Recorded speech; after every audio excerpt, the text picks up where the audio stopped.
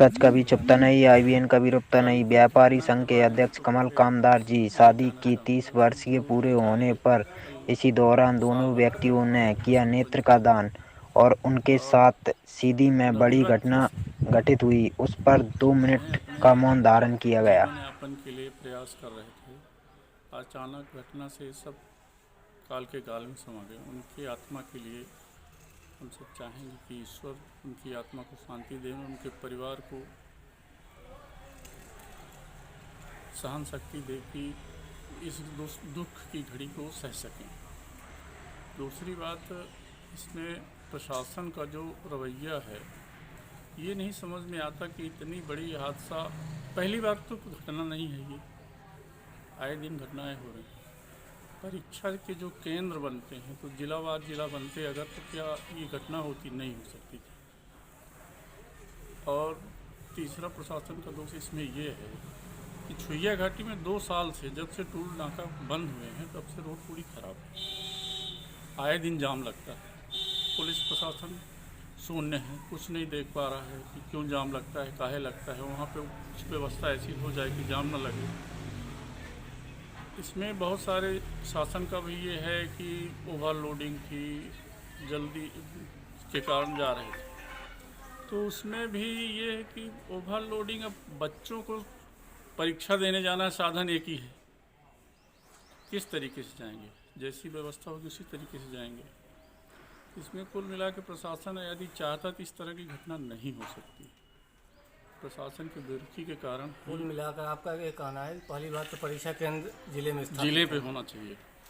सबसे बड़ी बात यह है कि परीक्षा केंद्र जिले में होने से बच्चों को सबसे ज़्यादा सहूलियत ये मिलेगी कि आज 400 किलोमीटर दूर जाएंगे तो उनको 1500-2000 रुपये का अतिरिक्त बर्डन आता है।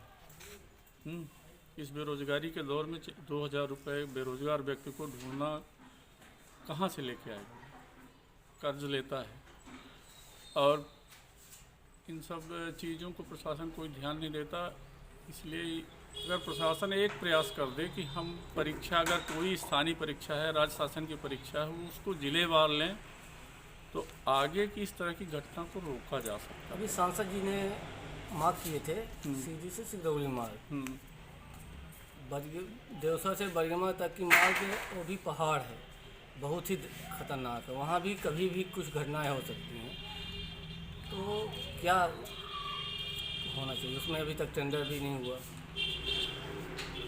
ये देखिए, करनी और कथनी में बहुत अंतर है। तो सांसद महोदय कहती हैं, सांसद महोदय सेंट्रल की रोड है, वो 15 साल हो गए, वो कहती हैं कि हम ऊपर तक आवाज़ पहुंचा रहे हैं। यहाँ से आदमी किसी को भेजता है तो आवाज़ पहुंचाने के लिए भेजता है कि काम करने के लिए भेजता है। 15 साल में अभी एक बंदर बांट हुई है, उसमें 16 करोड़ रुपए आए हैं रोड को चालू करने के लिए। और भाजपा गवर्नमेंट जब से है तब से ये रोड बन रही है। 15 साल हो गए, 17 साल से सरकार है। बीच में थोड़ा सा सरकार चेंज की। तो ये कहें कि इसमें प्रशासन का दोष नहीं है तो पूरा प्रशासन का दोष है। प्रशासन जिस दिन चाहेगी 6 महीने के अंदर रोड दुरुस्त हो जाएगी। इस मामले में जिम्मेदार किसे मानते हैं? परिवहन विभाग एक जो बस घटना है, इस मामले में पूरा प्रशासन दोष, परिवहन विभाग के साथ पुलिस प्रशासन ऊपर तक के लोग दोषी हैं। स्थानीय जन, हम लोग भी समाचार लिखते आ रहे हैं 2 साल से कि यहाँ आए दिन सुइयम जाम लगता है। क्या जनप्रतिनिधि मौन थे? उनको भी आवाज़ जाती थी, उन्होंने आवाज़ न उठाना उचित समझा, न कोई कार्रवाई करना उचित समझा। अब उसमें जनप्रतिनिधि मांग करें या कि पत्रकार मांग करें, तो इसमें आपका क्या विचार है? राहुल हरवानी के स्मृति में यह नेत्र शिविर का आयोजन किया गया, जिसमें लगभग 50 लोगों ने नेत्र दान करने का संकल्प लिया। आज मेरी शादी को 30 वर्ष पूरे हुए। इस उपलक्ष्य में हमने दोनों मियां बीवी ने नेत्रदान करने का संकल्प लिया। और मेरा विचार तो आगे देहदान का भी है। मेरी बॉडी आखिर जल ही जाएगी तो किसी के काम आ जाए, वो मानवता सेवा। हम चाहते हैं कि मेरा देहदान की मैं प्रक्रिया में अपना सहयोग करूंगा।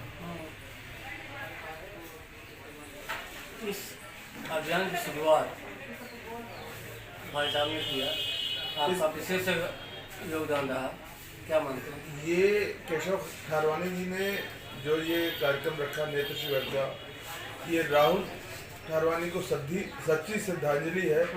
हम लोग पूरा इनका सहयोग कर रहे हैं, चित्रकूट से आई डॉक्टर टीम पूरा सहयोग कर रही है, और समाज के लिए अन्य वर्ग के लोग, कोई भी ऐसा वर्ग नहीं है जो इनका सहयोग न किया हो।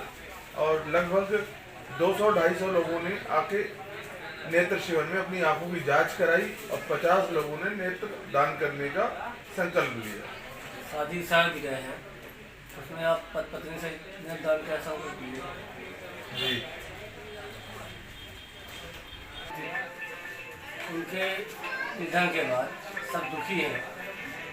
कमल भाई ने भी नेत्रदान परिवार से करने का संकल्प लिया है, और आज नेत्र शिविर आयोजित हो रही है, इसमें आपका क्या कहना है?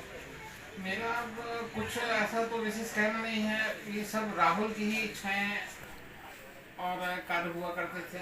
आज राहुल होता तो हो सकता है कि इससे भी और बड़े कार्य करता रहता।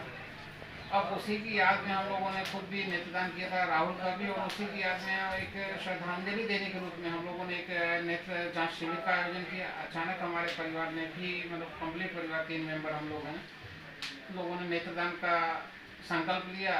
सुन करके जैसे कमल भाई ने भी आज मैरिज एनिवर्सरी होने के बावजूद दोनों ने एक नेत्रदान का संकल्प लिया, और भी बहुत सारे लोगों ने, 50 से ऊपर हुई संख्या। मैं बहुत बहुत आभारी हूँ सभी दानदाताओं का। इस शिविर में चित्रकूट से कुछ आए चिकित्सक? हाँ, चित्रकूट से चिकित्सक आए हैं, वो जो जांच कर रहे हैं नेत्रों की, और यथासंभव जो भी इलाज है जो यहाँ करने लायक है, दवा वगैरह वो दे रहे हैं अपने हिसाब से। चश्मा जिसको लगना है वो चश्मा दिया हम लोगों ने। जिनका फाइनल होता है कि हाँ भाई मोतियाबिंद पक गया है या कुछ किसी और कारणवश ऑपरेशन होना है, उनको अपने वाहन से चित्रकूट लेके जाएंगे। हालांकि वहाँ पर बहुत ज़्यादा रश है, 8 दिन लोगों को रुकना पड़ेगा, ये तकलीफ होगी, उसके लिए हम सभी से क्षमा प्रार्थी हैं। जो लोग जाना चाहते हैं, 8 दिन का समय है उनके पास कि हाँ ठीक है हम लोग 8 दिन रुक करके भी अपना ऑपरेशन करवाएंगे, तो उनको अपने वाहन से वो लोग ले करके जाएंगे। फिर ऑपरेशन के पश्चात वो वापस सीधी छोड़ेंगे।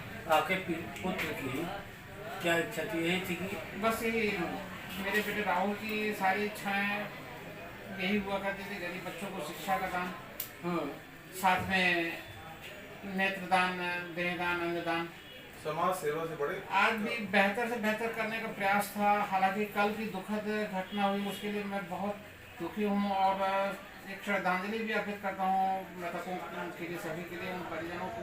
अब हम लोग खुद भी उस चीज़ से गुजरे हैं। इसमें आप क्या कहेंगे? मैं पहले तो जो वहाँ उस घटना में मारे गए हैं उनको अपनी तरफ से श्रद्धांजलि देना चाहता हूँ, कि उन्हें मैं अपनी तरफ से श्रद्धांजलि देता हूँ। बड़े दुखद घटना है, प्रशासन की थोड़ी सी लापरवाही तो खैर मानी जाएगी। और दूसरी चीज़, अगर वो जिला मुख्यालय में वो परीक्षा होती तो ये इतनी बड़ी घटना न होती। और ये जाम 3-4 दिन से वहाँ लगा था मोहनिया छुइया घाटी में, उसको हटा दिया गया होता तो आदमी सीधे रास्ते से जाता।